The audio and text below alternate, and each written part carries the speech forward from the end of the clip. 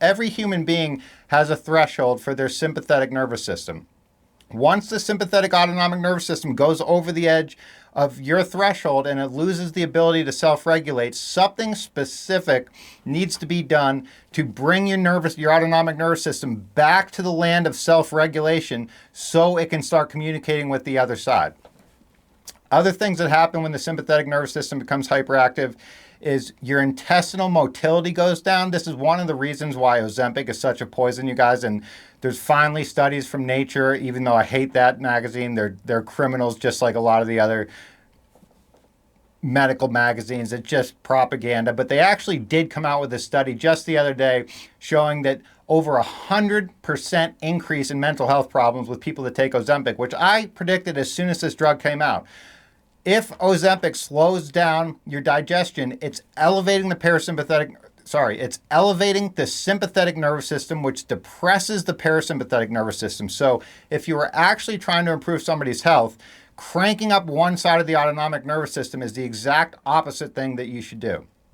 So as far as dry needling goes, we know a decent amount about how it works, but we know much more about the overall outcome, and that's the important thing. So basically, no matter how you stick needles into people, the overall outcome is parasympathetic dominance compared to baseline, which pushes that person's nervous system in the direction that we want towards homeostasis. So for dry needling, you guys, there's a couple of ways to think about depressing sympathetics and elevating parasympathetics. So the easiest way, or one of the easier ways to depress sympathetics is just put needles into as much pathologic tissue throughout the body as we can.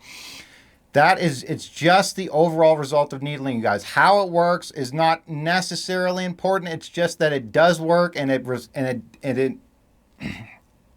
the outcome is parasympathetic dominance compared to baseline. So if we know that treating as much short, tight tissue as possible is a good way to depress sympathetics and elevate parasympathetics, this is one of the reasons why you want to use more needles and try to treat as much of the body every time you can. I think the easiest way to think about this, you guys, is if you just think about muscle mitochondria.